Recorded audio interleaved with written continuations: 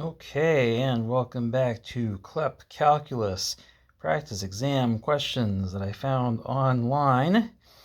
And here they are, a link in the description also. And right back to it, we left off on number 51 here. So it says, college is planning to construct a new parking lot, which must be rectangular and enclose 6,000 square meters of land. A fence will surround it, and another fence parallel to one of the sides will divide the parking lot into two sections. What are the dimensions in meters of the rectangular lot that will use the least amount of fencing? Okay, so let's establish what we're talking about. I'm going to do a little sketch. That's kind of squarish, but you'll understand not to scale. And it is cut in half by another length of fence. So let's call that the width. Let's call that the length. And we've already been told that the area is 6,000.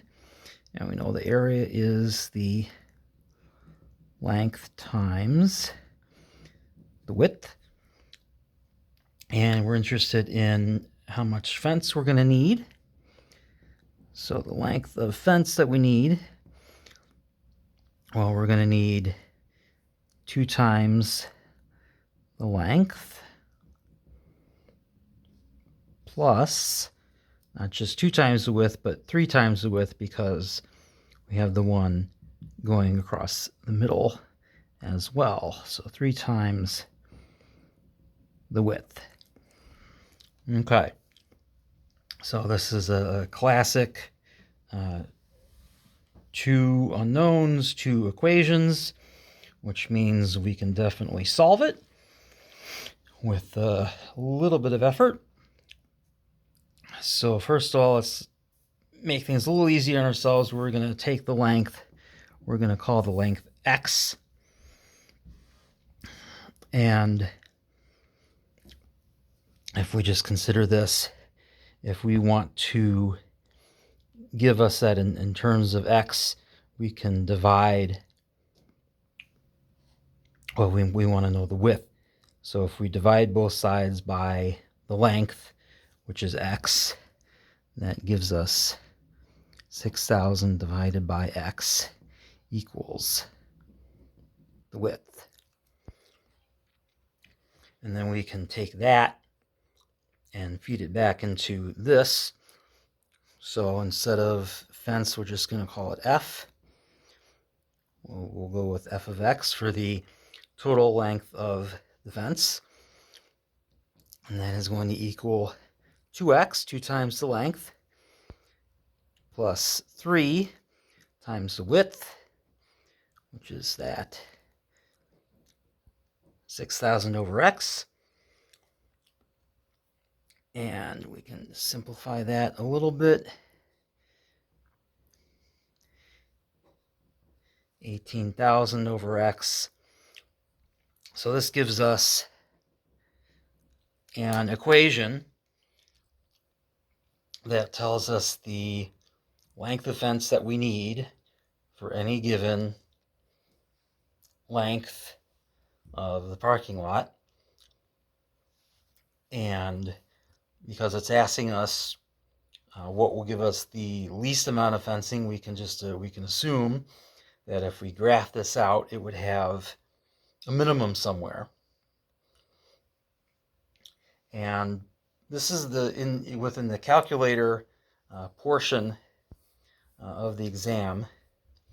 But you'll note that none of these are crazy decimals. Usually when it wants us to use the calculator, the answers tend to be in terms of weird decimals, which means doing it by hand wouldn't have been viable. But these all have square roots in them. And if you do it on the calculator with something where the answer has a square root, it's just going to give you the decimal approximation of the square root. And then if we found it that way, we would have to back our way into these. I mean, you could, put all those into the calculator, figure out what the decimal representations are, then solve for that and check which one it matches.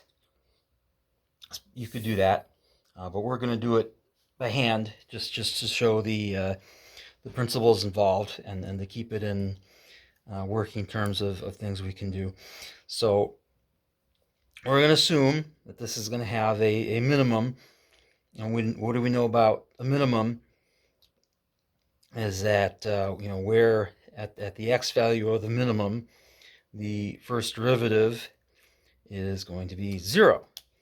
So we want to know where is the derivative of this equals 0. So first I'm going to rewrite this in a way that's a little easier to take a derivative of. So remember that the reciprocal is the same thing as a negative exponent. So we can bring that up to the top just by calling it x to the negative 1. And then we're going to take the derivative of that using general power rules. X to the first, 1 comes down, subtract 1 and goes away, just gives you a 2. And then you have negative 1 comes down, 18,000, subtract 1, x to the negative 2. And then we can put that back into a form that's easier to deal with. So we're subtracting. Negative 1 makes it a subtraction. And we can take that x to the negative 2 back under, and it's x squared in the denominator. So that's our derivative. And we want to know where is this equal to 0. And that will tell us what x value gives us the length that gives us the least amount of fencing. So if this is equal to 0, well, first thing you want to isolate the x. So we can take this and add it to both sides. So 18,000 over x squared equals 2. And we still want to isolate that x, so we can multiply both sides by x squared and divide both sides by 2. So it's just basically bringing that up there and bringing that down there. 18,000 divided by 2 equals x squared. And we can just quickly reduce that to 9,000 equals x squared. And then we take the square root of both sides to get rid of the squared. Square root of 9,000 equals x. Of course, normally if you do that, you have to say plus or minus the square root. But we know, because this is a problem dealing with a physical object, it's not going to be a negative number. It's going to be a positive number. So we can just dismiss that one for now. And what do you do with the square root of 9,000? Well, if we factor that out, we know that 9,000 is 9 times 100 times 10 equals x. And 9 is the square root of 3, 100 is the square root of 10. So we can take the square root of those individually, pull them out. 3 times 10 times the square root of 10, and then recombine 30 square roots of 10 equals x. And if you look at the answers given, there's only one where 30 square roots of 10 is even an option. That's C there. But let's go one step further and confirm the other dimension. If you recall, that was the width, 6,000 over x. So if we take that 6,000 divided by 30 square roots of 10, now we don't like having that square root on the bottom, so what we're going to do is we're going to multiply by 1, and we're going to turn that 1 into square root of 10 over square root of 10. So that equals 6,000 square root of 10 over 30. Square root of 10 times square root of 10, just multiplied together just is 10. So 30 times 10, or 6,000 square root of 10 over 300. 6,000 divided by 300, 20 square roots of 10. So your sides are 30 square roots of 10 and 20 square roots of 10, and that is indeed answer C there. Okay, next one.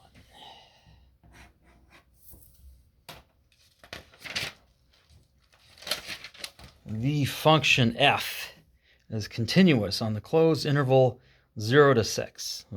That's telling us that we only care about in between 0 and 6. The question is not concerning anything outside of the range 0 to 6. And has values shown in the table above. So instead of giving us a picture, it's just giving us a table of the values, and you could literally draw that out yourself. X equals 0, x equals 2, x equals 4, x equals 6. Not quite to scale, but roughly.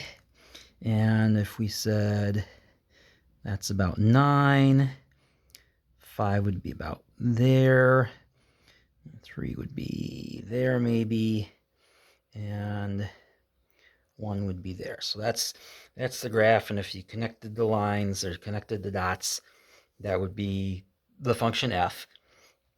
But this is what it's telling us from this table.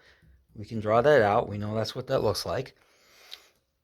And it says, let L represent the left Riemann sum approximation of the definite integral 0 to 6 of f of x with 3 subintervals of equal length, and let R represent the right-handed Riemann sum of the same thing with the same thing, just same thing both ways. Same, 0 to 6, which is what we were told originally. Riemann sum, 3 subintervals, so the same thing, just the left-handed one versus the right-handed one. And then it says, what is the difference? What is the absolute value of the difference? Just meaning, if you subtract one from the other and it's a negative number, just ignore that. What is the difference between the two? Okay, so refresher, what do we mean by a Riemann sum? If you have some kind of curve and you want to find the area beneath it and you can't do the definite integral for some reason, like you haven't been taught it yet, it hasn't been invented yet, whatever, one way to do it is to take some selection of values along the curve, draw some rectangles going up to those values, and then count. If you know each of these values, add them all together. That gives you your height, all the heights added together, and then you figure the width, and the area is the height times the width. So you take the width of each bar, which is the same, and add all the heights together, and that gives you pretty close approximation of what the area underneath this is. Now, what's the left hand versus the right hand? Well, if you have your dots, your points, the question is, which way are you drawing your rectangles? Are you going to draw your rectangle where the point is on that side? Are you going to draw it where the point is on that side? You could even draw it where the point is in the middle. Just as long as you're consistent with each one, and they all line up next to each other because you're being consistent, then it works fine. And you can see from this that the error, the difference between the approximation and the real value is going to be affected by how you do it. This is the error here is going to be all of this. The error here is going to be this and this. The error here is going to be this. The part of it that the difference between the approximation and what it really is. So when you have all this, if you were doing I'm going to draw it again for demonstration purposes.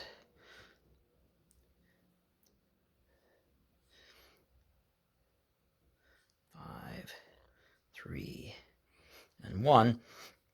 So if we were doing the left-handed version,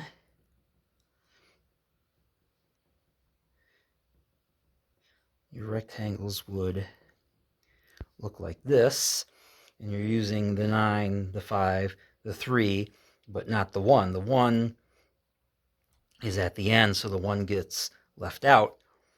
But if you're doing the right-handed version, it goes the other way.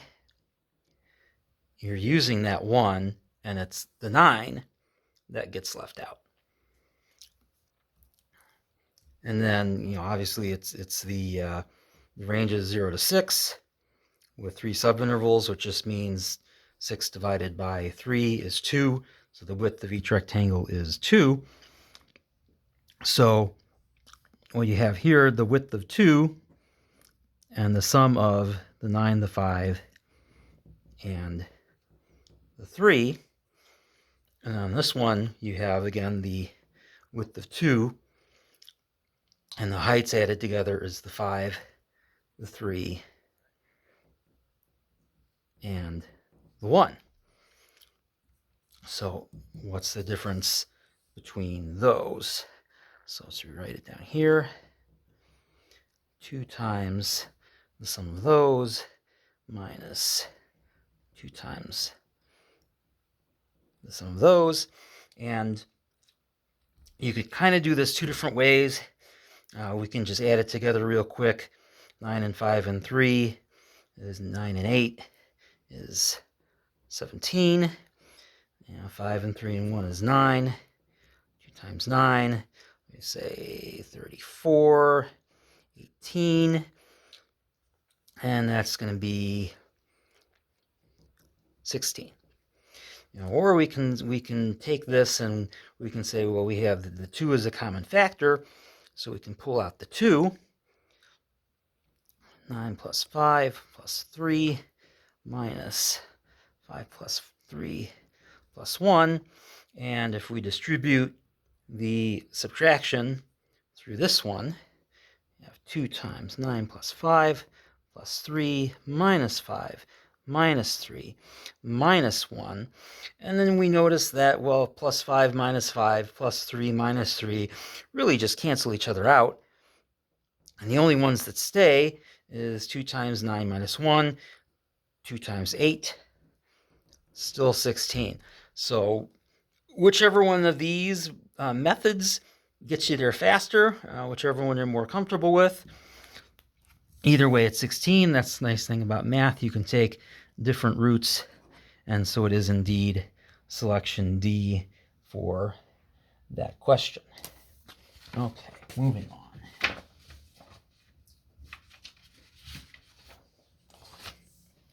Okay, 53.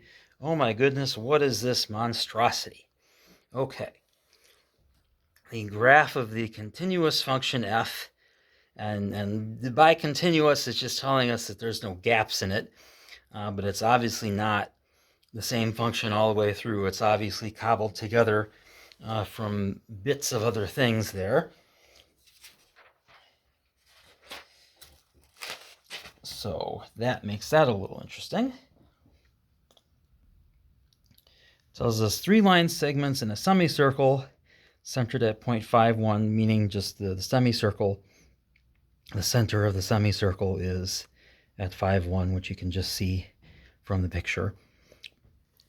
So if capital F of x is an antiderivative, meaning the integral of that function, such as that the integral at where x equals 0 is 2, what is the value of the integral where x equals 9? So wow, how are we possibly going to figure that out? Well, let's think about it a little bit. They've given us f of 0 and want us to find f of 9, you know, of the integral at x equals 0 and the integral at x equals 9. And does this remind us of something a little bit? If we had some function and we were doing the definite integral from 0 to 9, then that turns into the integral of that formula, and you solve that. That is the area under the curve, and you solve that just by taking plugging in the upper bound and then subtracting when you plug in the lower bound, and that equals the area under that function within those bounds. So we have this. We need to know that. Can we get the area? And in fact, that is the approach we're going to take, because we have this lovely picture here, and we will dissect that. We will chop this into 4 pieces here, and we observe that these tick marks going across are each equal to 1, and each of those points up there is just at y equals 1. So let's look at this. Well, let's look at this one first. It is just a rectangle, 2 wide, 1 high. So obviously it's 2 times 1. The area there is 2. And then this is a triangle. Triangle 1/2 the base times height. Also happens to be 1/2 of that rectangle. That's how that works. So 1 times 2 divided by 2, that whole thing has an area of 1. And if you look over here, this goes down, it even tells you 9 minus 1. And we know that's at, what is that, 6 and positive 1. And you'll note the symmetry here. There's as much triangle, it's 1 high, 1.5 across, 1.5 across, and 1 down. And remember, when we're doing a definite integral, anything below the x-axis is negative area. So whatever area this is gets subtracted from the total. And we also notice that this area and this area are the same, because it's the same height and the same base, and they're the exact same triangle there. So the total area there is just 0. That's just 0. It just goes away. It doesn't count. Okay, that leaves us with the semicircle. So how do we find the area beneath the semicircle? So let's consider. Now, again, we know this is too wide, so there would be a diameter of 2 or a radius of 1, being the same thing. So if we consider a circle with the radius of 1, diameter of 2, and it's inscribed in a square. So the square obviously is the sides of the square is the same as the diameter, so it's 2.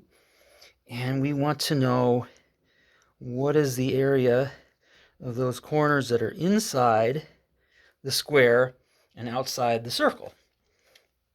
So we want the area of the square minus the area of the circle. Well, the area of the square is just obviously the side times the side, 2 squared. And the area of the circle, you better know this, is pi r squared.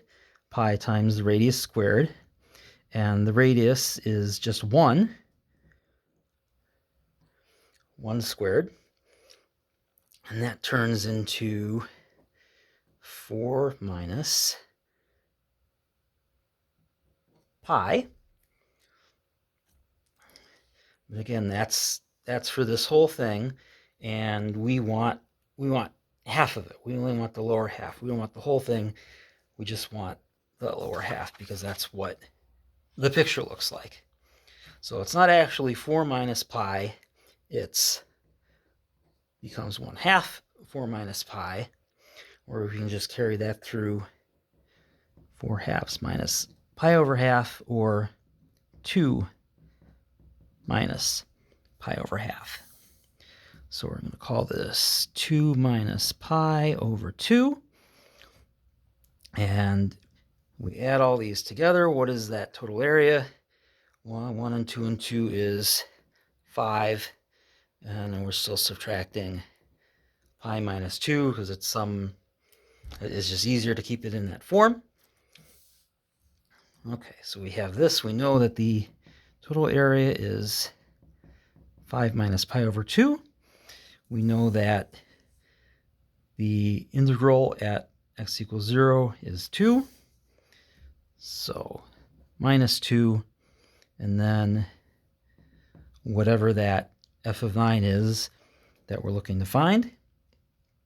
And all we need to do here is add 2 to both sides.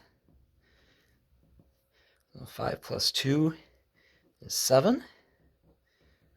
Still minus pi over 2. And we look at our answer selection. And yes, indeed, 7 minus pi over 2 is here. Answer D. And that is what we're looking for. Okay. More word problems. Number 54. A spherical balloon is being inflated at a constant rate of 25 cubic centimeters per second. At what rate in centimeters per second is the radius of the balloon changing when the radius is 2 centimeters? And then it gives us, so you don't have to remember that the equation for the volume of the sphere is 4/3 pi r cubed. Okay. So there's a lot there. You just break it down a little bit at a time. So first we're told that we're being inflated at a rate of 25 centimeters cubed per second. So if we were to do an equation, the volume of the balloon equals 25 times t for time. So the number of seconds times the 25 centimeters cubed equals the total volume at any given time. So we'll start with that. And we're also given the volume as it relates to the radius. And now we want to put those together so that we can relate the time to the radius. So we just set those equal to each other. So we have 4/3 pi r cubed equals 25t. And now we're asking the question,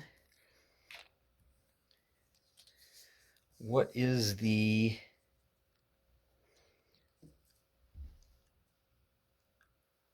rate of change of the radius So when you say rate of change, we're thinking slope. We're thinking if this was a graph, if we solve for t, if we put the if we did r equals whatever and took the derivative of it, then the derivative is the rate of change for the radius. So let's see. Okay, so first, what is it? We want to find the rate of change at a given time, but what is that given time that we're looking for? We want the rate of change at the time where the radius is 2. So we're going to fill that in first.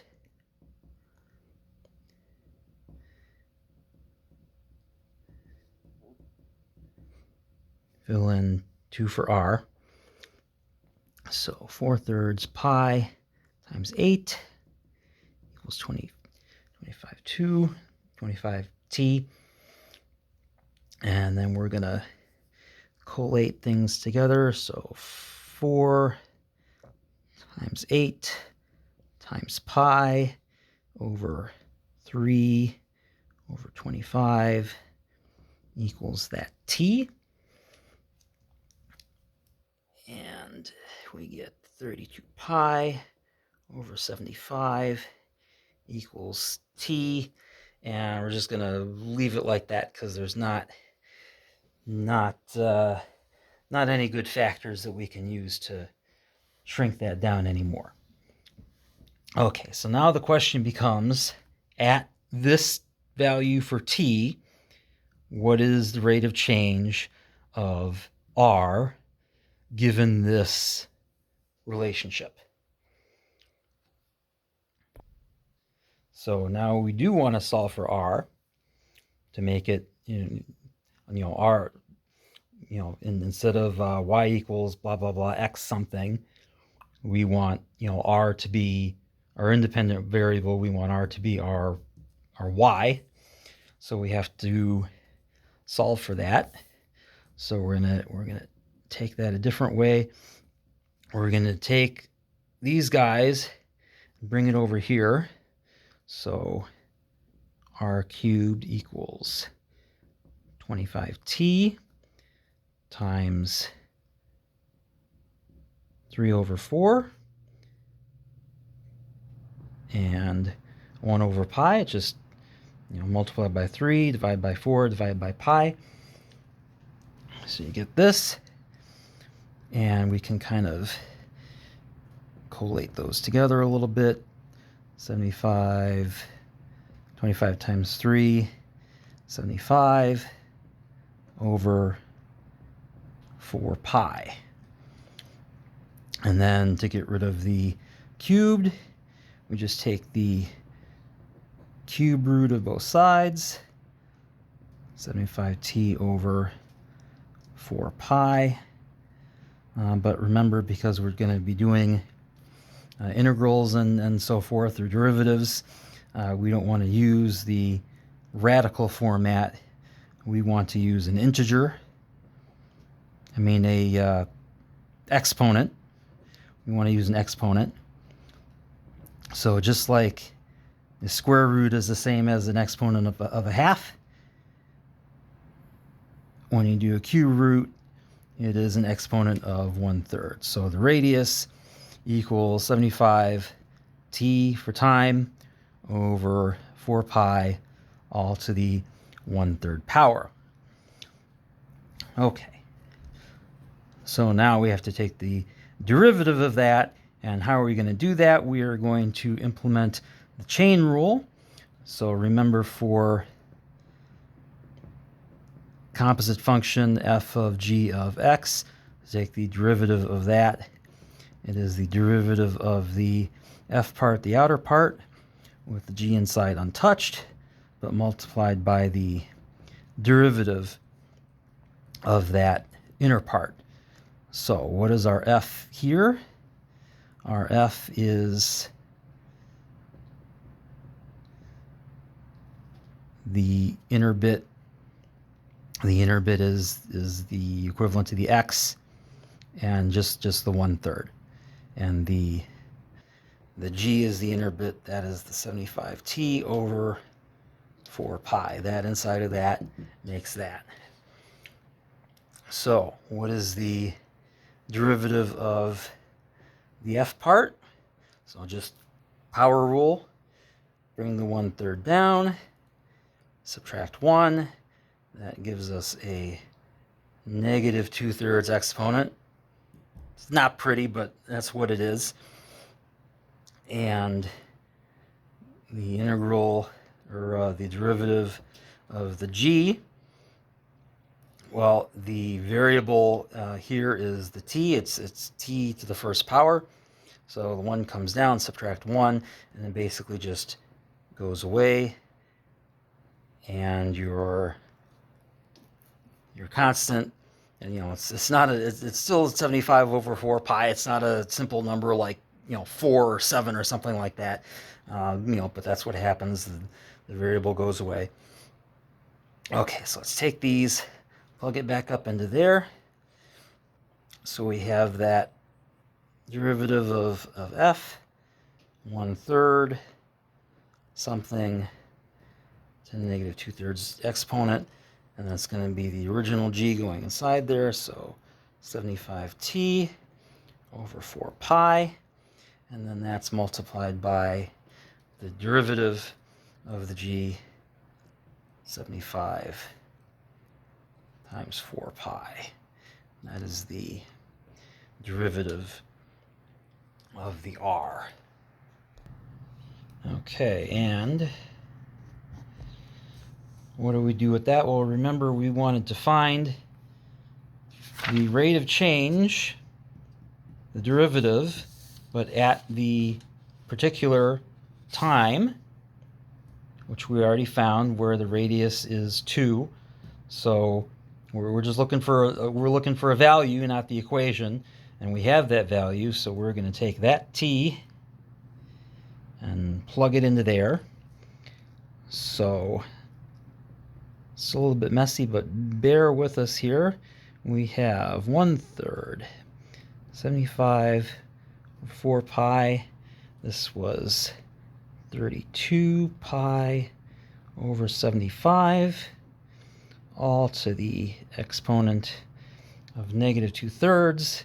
And then we still have that 75 over 4 pi in there. And already we can see things happening. Pi cancels out, 75 cancels out, 32 divided by 4 is 8. So 1/3, 8 to the negative 2/3 times 75 over 4 pi. So 8. There's two different things happening here. We have a negative exponent and a fractional exponent. So let's consider those one at a time. Because we have a negative exponent, we can drop it all. You take the reciprocal, so you drop it all underneath. So 8 to the positive 2/3, still 75 over 4 pi. And so what is 8 to the 2/3 power? Well, we can take that separately as well. Let's do it over here quickly. That's basically saying 8 to the 1/3 squared. You can just separate it out. Because it's a exponent. Oh, you just separate it out like this. You can. Just trust me on that. It's basically the cube root of 8 squared. So the cube root of 8 is 2 squared. That's 4. So 8 to the 2/3 power is 4. Cube root squared. Yes. We could, if if you had x to the sixth, that's x times x times x times x times x, or you could call it x squared to the third, which is the same as x times x, x times x, x times x.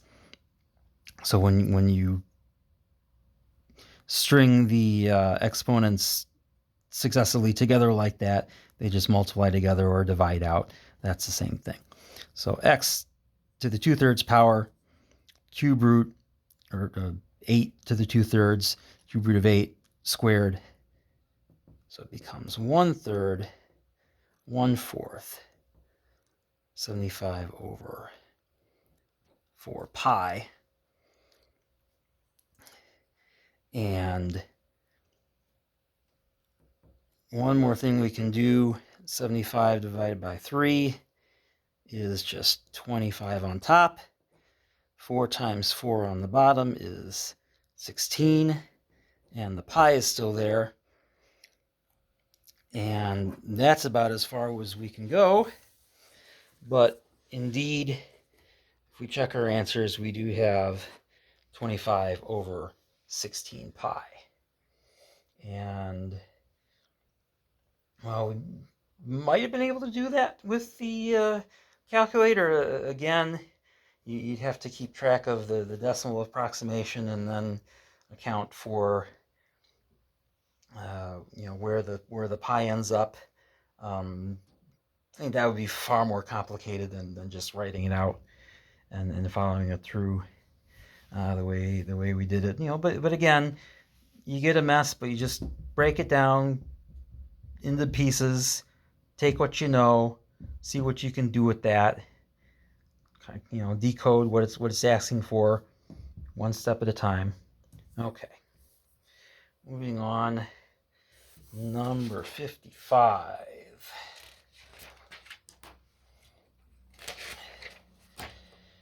So R is the region below the curve, y equals x. That's pretty simple, just a diagonal line.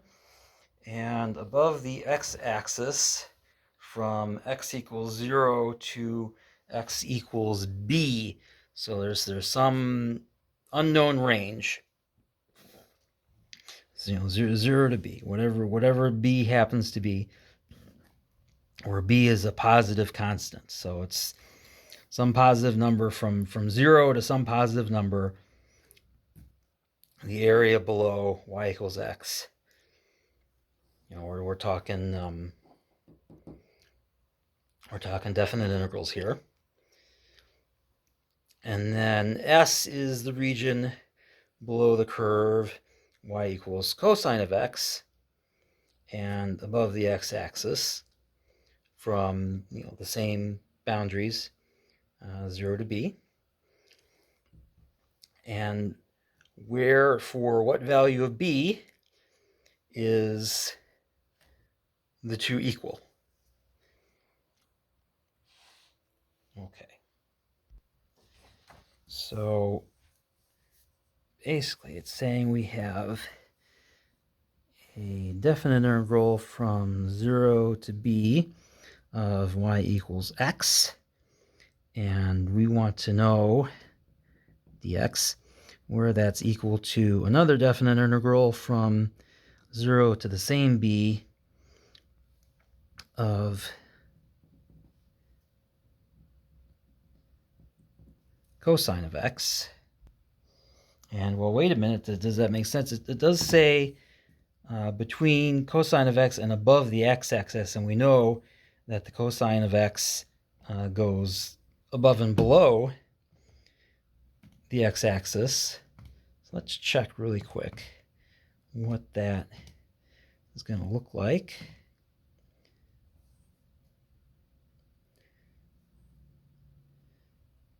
So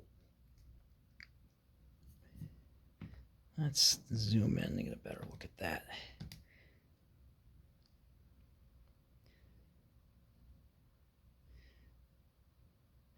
We can probably safely assume that the b is going to be within this region, and we're not going to have to worry about outside here, because if we're talking about only above the x-axis, then if the b is further out from here, that doesn't count.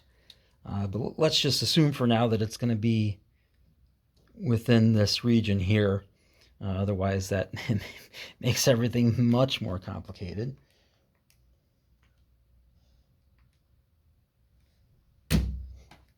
Okay, so we have these, and what would dx? And we want to find b. So let's carry through on the integration for this.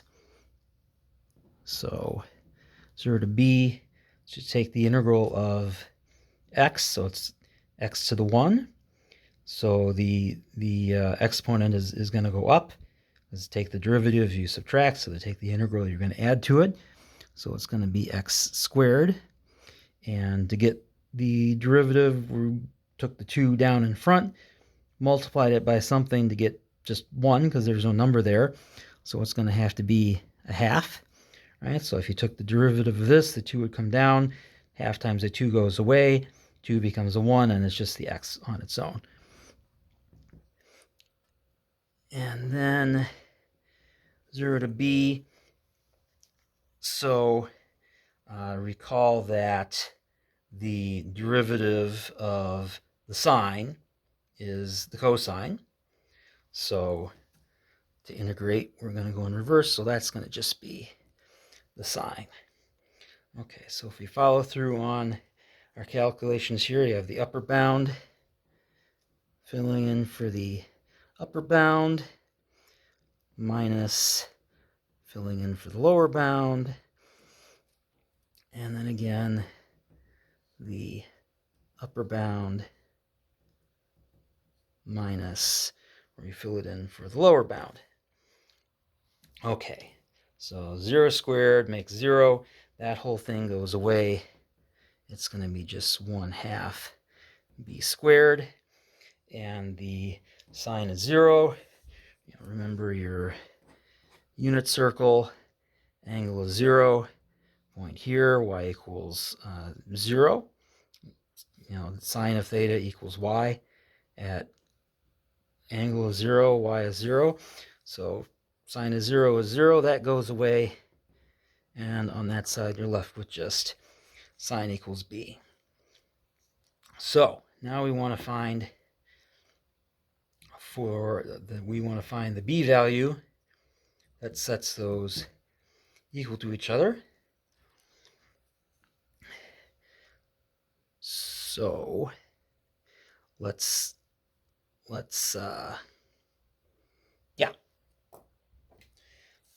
back to our calculator here. So we're going to do, because it's the calculator, we're going to use x instead of b, but we have we'll just rewrite it. I'll just say x squared over 2 instead of 1/2 x squared. That's the same thing.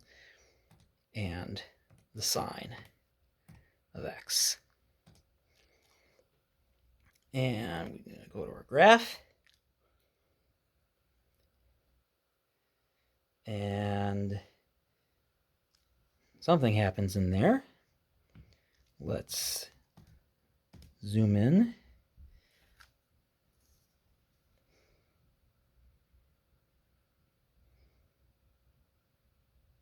Okay.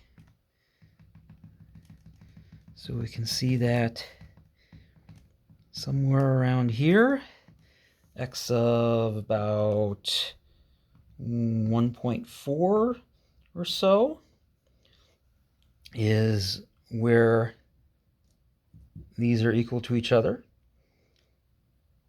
And if you really want to, we can go to the calc menu and take the intersect selection, and it says the first one and then the second one, and then it'll think about it for a little while it asks you for a guess. And we're already pretty close to where we think it is. And it thinks a little bit, and it's going to say 1.40 4, which is pretty much what we thought. So D is the only one close to our guess, but the exact number it calculated matches it even better. So that is indeed question or answer D for that.